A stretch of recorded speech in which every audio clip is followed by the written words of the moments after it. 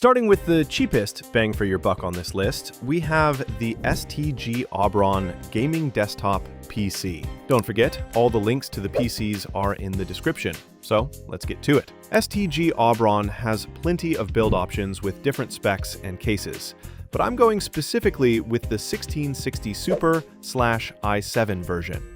It has an i7-8750H, which was a mid to high-end CPU back in 2018. Nowadays, it's a bit outdated in terms of performance, but it's still enough to pair with the GPU in this PC, the 1660 Super. And that GPU is what makes this build stand out in the budget category. It's not the most powerful card out there, but you won't find it in a $500 build anywhere else. And believe it or not, it runs a bunch of games above 60 frames per second, like God of War Ragnarok, Red Dead Redemption 2, and even modern titles like Ghost of Tsushima and Cyberpunk.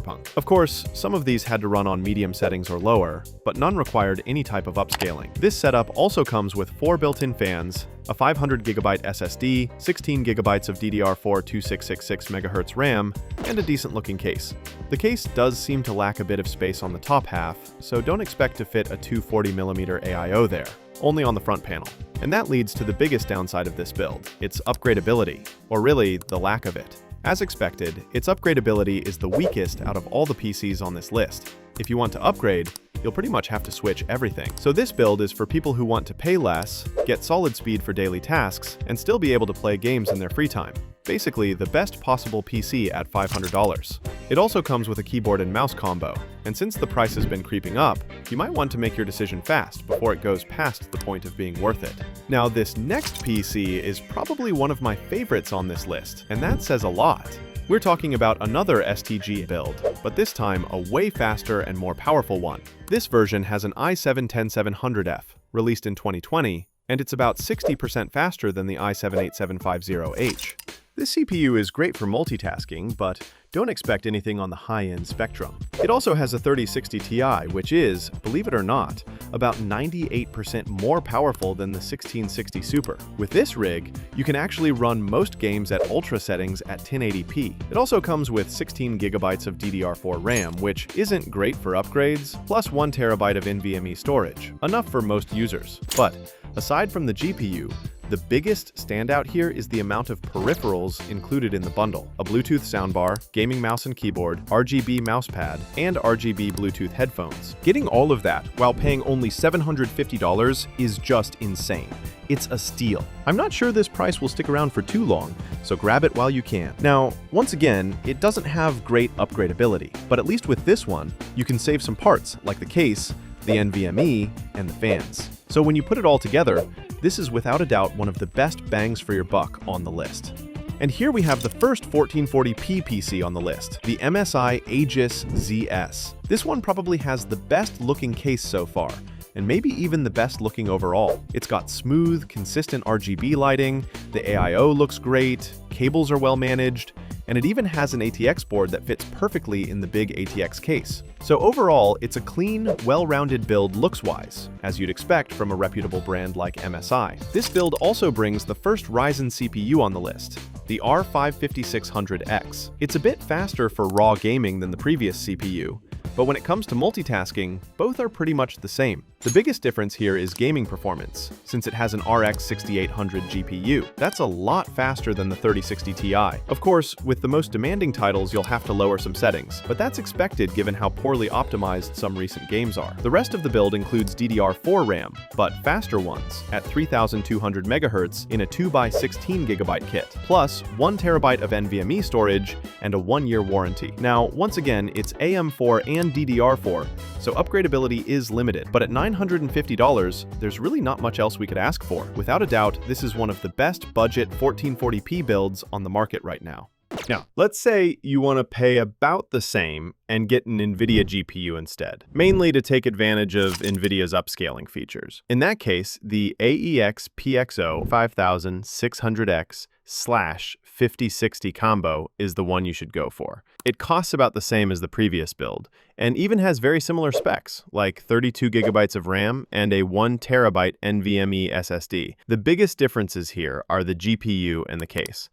Performance-wise, the RTX 5060 is about 6% slower than the RX 6800 in raw performance, but it handles ray tracing much better and comes with the benefit of DLSS 4. That's the trade-off here. Go with this one if you prefer NVIDIA for the extra technologies, or stick with the previous build if you'd rather have a bit more raw performance. Both are great choices. Moving on, we now have the best PC for upgrades on the list so far, the Skytech Gaming Omega 2. This PC has a GPU that's about 9% faster than the previous one in raw gaming performance, but it also comes with the plus of DLSS 4, which looks great and is often regarded as the best upscaling option on the market right now. It also has DDR5 RAM, 2 by 16 gigabytes at 5,200 megahertz. And while the LGA 1700 socket isn't exactly future-proof, there are still some great processors for it that'll keep you covered for the next couple of years, so it's not that big of a deal. It's rocking an Intel i5-14400F, which is an awesome CPU, super fast for gaming and multitasking, and it pairs really well with most mid-range GPUs of this generation. You can expect this build to handle pretty much everything you throw at it at 1440p, especially if you add some DLSS to the mix,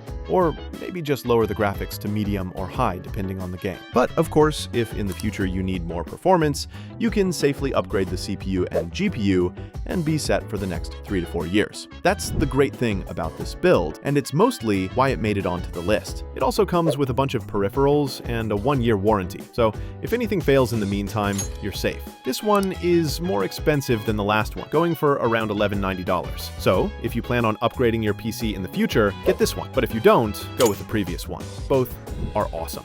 Now, for those of you who can stretch the budget a bit and get the best around the mid-thousands range, we have the Ocean of Stars gaming PC. This is possibly my favorite looking case so far. It comes in 2 versions, black and white. In my opinion, the black looks better, but that's subjective. It comes with lots of fans and has that aquarium style that lets you see all the internal parts of the build. Airflow can be great if you manage the fan intakes and outtakes properly, but it shouldn't be a problem either way. Looks aside, this PC's specs are also great. It has an R7 7700, which is way faster than the i5-14400F, especially in multitasking, and it actually pairs really well with all the high-end GPUs on the market right now. Speaking of GPU, this build packs an RTX 5070 12GB, which is awesome for 1440p and will run most games at ultra settings. Some titles might require lower settings just because of the 12GB limit, but honestly,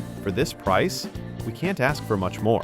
It also comes with 32 gigabytes of DDR5 RAM at 6,000 megahertz, a 1TB SSD, and no extra peripherals or add-ons, but that's expected at this price point. You'll usually find this build for around $1,470 for the black version, while the white version goes for about $40 more. Either way, if you want the best 1440p performance right now, without jumping into the really expensive choices, this is the one to go for.